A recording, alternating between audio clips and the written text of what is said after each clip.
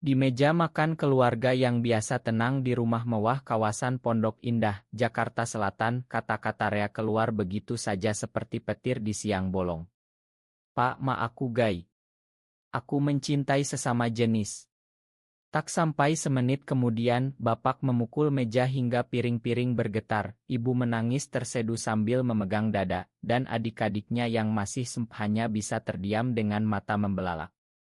Malam itu rumah yang selalu penuh doa maghrib berubah menjadi medan perang.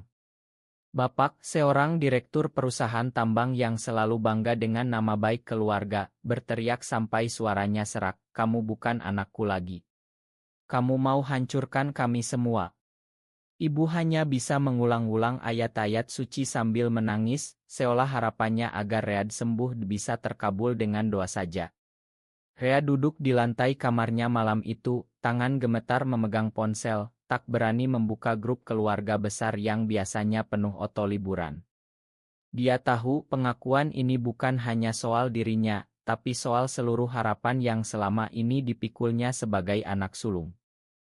Pagi harinya, sebelum matahari terbit, bapak sudah berdiri di depan pintu kamarnya dengan tas ransel besar. "Kita ke bandara sekarang," katanya dingin tanpa ada ruang untuk protes. Di mobil tak ada satu kata pun. Ibu duduk di depan menatap lurus ke depan, air mata masih mengalir pelan. Di Bandara Soekarno-Hatta yang ramai, bapak menyerahkan tiket satu arah ke Denpasar, Bali. "Pergi. Jangan pulang sebelum kamu bisa jadi laki-laki sejati." Lalu mereka berbalik, berjalan menjauh tanpa menoleh, meninggalkan Rea berdiri sendirian di tengah kerumunan penumpang yang tak peduli. Tiket di tangannya terasa seperti onis. Pesawat lepas landas 2 jam kemudian dan Rea menatap awan dari jendela, hati hancur berkeping-keping. Apa yang akan terjadi di Bali? Dia bahkan tak punya rencana selain alamat kos murah yang pernah dia dengar dari teman kuliah dulu. Sesampainya di Bandara Ngurah Rai, udara Bali yang hangat dan bau garam langsung menyambut, tapi hati Rea dingin. Dia naik taksi menuju Kuta, mencari kos sederhana di gang sempit dekat pantai. Pemilik kos, Mbok Siti, seorang ibu paruh baya yang ramah, hanya bertanya kerja di mana, nak. Rea menjawab asal cari kerja dulu, Mbok. Malam pertama dia tidur tanpa selimut, pikiran berputar-putar. Bagaimana dia bisa hidup tanpa dukungan keluarga? Bagaimana dia bisa menghadapi dunia yang selalu bilang bahwa dia salah? Air mata mengalir pelan di pipinya saat dia ingat wajah bapak yang penuh kecewaan. Tapi di balik rasa sakit itu ada sedikit kelegaan kecil, akhirnya dia tak perlu berpura-pura lagi. Hari-hari berikutnya Rea mulai mencari kerja. Dia melamar di Kai-Kai di Seminyak, mengantar dengan tangan gemetar. "Kamu dari Jakarta. Kenapa pindah ke sini?" tanya seorang manajer Kai. Rea hanya tersenyum tipis, cari suasana baru. Akhirnya dia diterima sebagai barista di sebuah Kai kecil bernama Laut Biru. Gajinya kecil, tapi cukup untuk bayar kos dan makan sehari-hari. Di Kai itu dia bertemu dengan beberapa pegawai lain, ada Dewi yang cerewet tapi baik hati, dan Galih yang selalu bercanda. Mereka tak tahu rahasianya, dan Rea belum berani membuka. Setiap malam, setelah shift selesai, dia berjalan di pantai, mendengar ombak yang seolah bicara, "Kamu tidak sendirian." Tapi hatinya masih ragu. Apakah kejujuran ini layak untuk kehilangan segalanya? Seminggu berlalu di Bali, Rea mulai terbiasa dengan ritme baru. Bangun pagi buat kopi untuk tamu, tersenyum meski hati berat. Di Kai Laut Biru, pelanggan mulai mengenalnya sebagai Rea yang kopinya enak. Suatu sore, saat hujan deras mengguyur Kuta, seorang pemuda tinggi berkulit sawo matang masuk sambil membawa gitar. Namanya Rian, musisi jalanan yang sering manggung di pantai. "Kopi hitam panas ya, Bang," katanya dengan senyum lebar. Rea menyajikan kopi dan tanpa sengaja mata mereka bertemu lebih lama dari biasa. Rian tersenyum lagi, "Kamu baru di sini. Wajahmu kayak orang yang lagi kabur dari Jakarta." Rea tertawa kecil, pertama kalinya sejak ditinggalkan di bandara. Malam itu Rian manggung di KAE, lagu-lagu akustik tentang cinta dan kebebasan. Rea mendengarkan dari balik counter, kata-kata lagu seolah bicara langsung ke hatinya. Setelah tutup, Rian mengajak Rea ngobrol di teras KAE. Aku tahu rasanya sendirian di kota baru, kata Rian pelan. Aku juga pernah ditinggal keluarga karena alasan yang sama. Rea terdiam, tapi ada kehangatan yang mulai merayap di dada. Mereka bicara sampai larut, tentang tekanan keluarga, tentang doa-doa yang tak terjawab, tentang mimpi yang harus disembunyikan. Rian bilang dia sudah 3 tahun hidup terbuka di Bali, punya komunitas kecil yang saling mendukung. Kamu nggak harus sembunyi selamanya, Rea. Kata-kata itu seperti obat untuk luka Rea. Malam itu dia pulang ke kos dengan hati lebih ringan. Keesokan harinya, Dewi mengajak Rea ikut arisan kecil komunitas pegawai KAE. Di sana Rea bertemu dengan lebih banyak orang, ada yang hetero, ada yang juga seperti dirinya. Untuk pertama kali, dia merasa tak sendiri. Tapi saat telepon dari ibu masuk, hatinya langsung ciut. Rea, pulanglah, nak. Bapak sudah sakit karena memikirkanmu.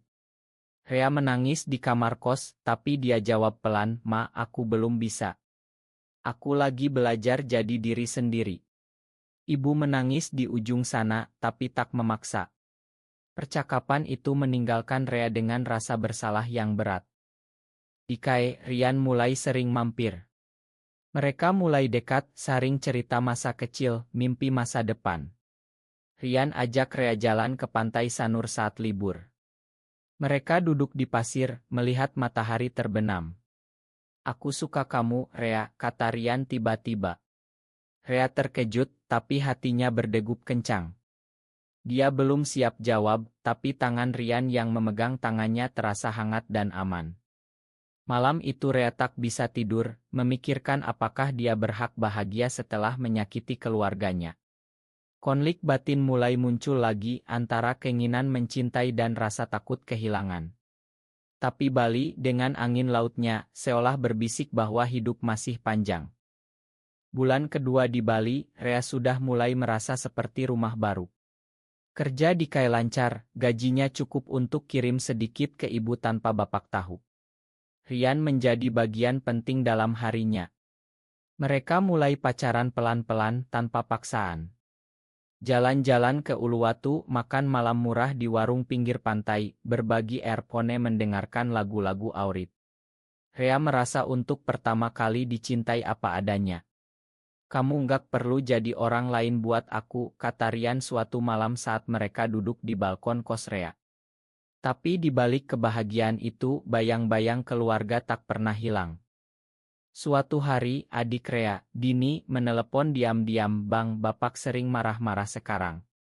Dia bilang kamu bikin malu keluarga besar.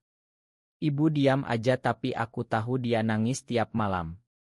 Rea duduk di lantai, air mata jatuh lagi. Dia cerita ke Rian dan Rian peluk dia erat. Kamu nggak salah, Rea. Cinta nggak pernah salah. Tapi kata-kata itu tak cukup menghapus rasa bersalah. Rea mulai sering merenung di pantai sendirian, bertanya pada dirinya sendiri apakah pilihan ini egois. Di komunitas kecil yang Rian perkenalkan, Rea belajar banyak. Ada Bang Andi yang sudah 40 tahun, hidup tenang dengan pasangannya, punya usaha kecil. Keluarga akan datang lagi kalau mereka lihat kamu bahagia, kata Bang Andi. Rea mulai ikut kegiatan sosial, membantu anak-anak yatim di panti asuhan dekat Kuta. Di sana dia merasa berguna, merasa ada makna di luar rasa sakitnya. Tapi tekanan dari Jakarta tak berhenti. Bapak kirim pesan panjang, kalau kamu tetap begini, jangan harap warisan atau nama keluarga. Rea hapus pesan itu, tapi kata-katanya tetap mengiang. Hubungannya dengan Rian semakin dalam.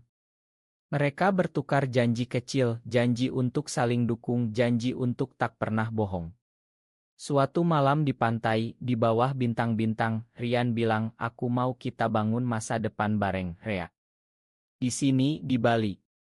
Rea tersenyum, tapi di hati ada ketakutan.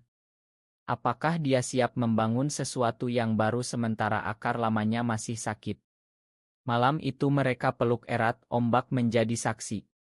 Tapi pagi harinya, berita dari Jakarta datang lagi, Bapak masuk rumah sakit karena tekanan darah tinggi. Rea panik, tapi Rian pegang tangannya, kamu boleh pulang kalau mau. Aku tunggu di sini. Rea ragu-ragu, akhirnya memutuskan tetap di Bali untuk sekarang. Keputusan itu terasa seperti pengkhianatan kecil terhadap keluarga, tapi juga langkah menuju kebebasan. Krisis datang tiba-tiba di bulan ketiga. Sebuah ide Rea dan Rian berjalan bergandengan di pantai bocor ke grup keluarga besar melalui teman lama dari Jakarta. Bapak langsung telepon, suaranya penuh amarah, kamu bikin malu seluruh marga. Pulang sekarang atau aku anggap kamu sudah mati. Rea gemetar, ponsel hampir jatuh. Ibu menangis di belakang, nak, tolong pikirkan kami. Malam itu Rea bertengkar hebat dengan Rian untuk pertama kali. Mungkin aku harus pulang, katanya putus asa. Rian marah, jadi kamu mau bohong lagi seumur hidup. Aku nggak mau cinta kita jadi korban. Mereka pisah malam itu dengan hati sakit. Rea menghabiskan 2 hari sendirian di kos, tak masuk kerja. Bok Siti khawatir, bawa makanan dan duduk di sampingnya. Nak, hidup itu pilihan. Kalau kamu bahagia di sini, jangan paksa diri. Kata-kata sederhana itu membuat Rea menangis lama. Dia mulai sadar bahwa lari dari Bali berarti lari dari dirinya sendiri. Saat Rian datang meminta Ma dengan bunga murah dari pasar, mereka berpelukan lama. Ma, aku takut kehilanganmu, kata Rea. Rian jawab, aku juga takut, tapi kita harus kuat bareng. Tapi masalah tak berhenti.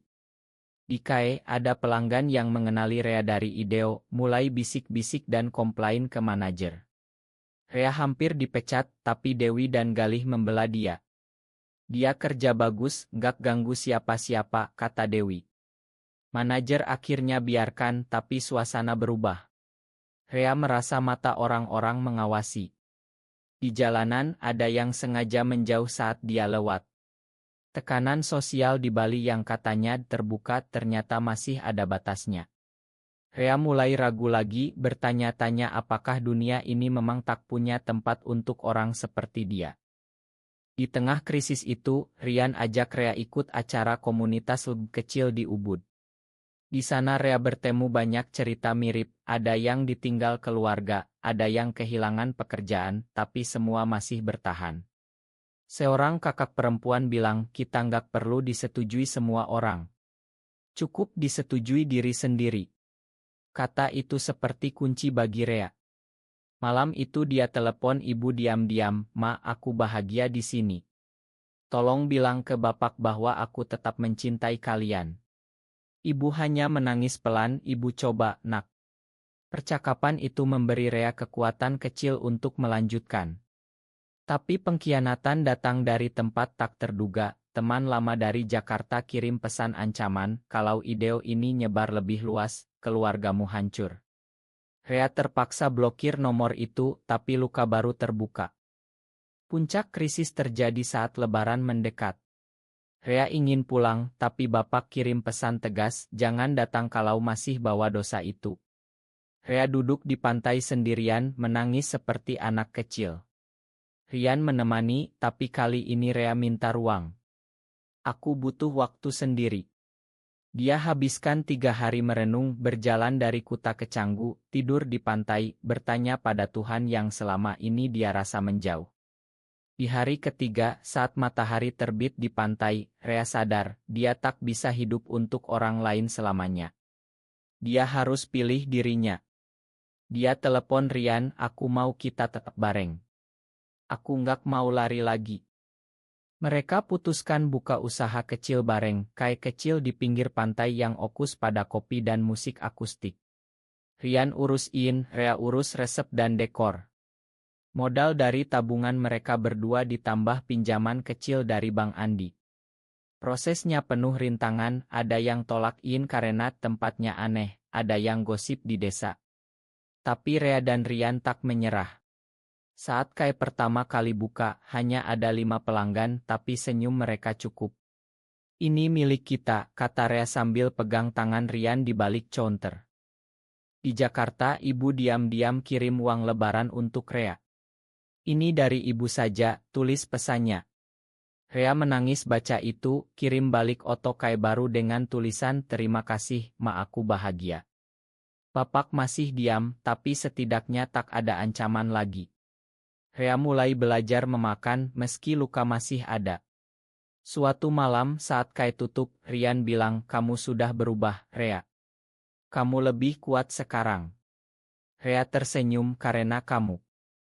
Mereka peluk di bawah lampu Kai yang redup, merasa bahwa pengorbanan ini akhirnya membuahkan hasil. Tapi di hati Rea masih ada pertanyaan besar, kapan keluarga akan menerima sepenuhnya? Keputusan untuk tetap di Bali adalah langkah terbesar dalam hidupnya, dan dia siap hadapi apapun konsekuensinya. Setahun berlalu sejak hari Rea ditinggalkan di bandara. Kai laut kecil sudah ramai, pelanggan tetap datang karena kopi enak dan musik lirian setiap Jumat malam. Rea dan Rian hidup tenang, saling dukung, saling jaga. Rea sudah kirim oto rumah kecil mereka di pinggir sawah ke ibu, dan ibu mulai balas dengan ide adik-adik yang sudah besar. Bapak masih belum bicara langsung, tapi suatu hari kirim paket berisi baju baru dan catatan singkat jaga kesehatan. Rea menangis baca itu bukan ma penuh, tapi awal harapan. Suatu sore, Rian ajak Rea ke pantai yang sama tempat mereka pertama kali janji. Matahari terbenam jingga, angin sepoi-sepoi. Rian berlutut, ambil cincin sederhana dari kayu. Rea, mau nggak kita lanjutkan perjalanan ini selamanya? Rea tertawa bahagia, air mata jatuh, mau. Selamanya. Mereka peluk erat, ombak bersorak seolah ikut bahagia. Di saat itu, Rea merasa lengkap bukan karena tak punya luka lagi, tapi karena dia belajar hidup dengan luka sambil tetap mencinta. Perjalanan dari Jakarta ke Bali, dari penolakan ke penerimaan, mengajarinya bahwa tumbuh kadang berarti kehilangan, tapi juga menemukan. Rea masih telepon ibu setiap minggu, cerita tentang Kai, tentang Rian, tentang hidupnya. Ibu mulai cerita bahwa bapak diam-diam tanya tentang dia. Mungkin suatu hari bapak mau datang, kata ibu pelan. Rea jawab, kalau mau pintu selalu terbuka, Mal. Dia tak lagi memaksa, tak lagi menunggu. Dia sudah punya keluarga baru di Bali, Rian, Box City, komunitas kecil, dan dirinya sendiri yang akhirnya damai. Di pantai saat senja itu, sambil peluk Rian, Rea tersenyum pada langit. Hidup tak sempurna, tapi miliknya. Dan untuk pertama kali, dia bangga menjadi dirinya. Apakah seseorang harus kehilangan keluarga untuk menemukan cinta dan penerimaan diri yang sejati? Benar atau salah?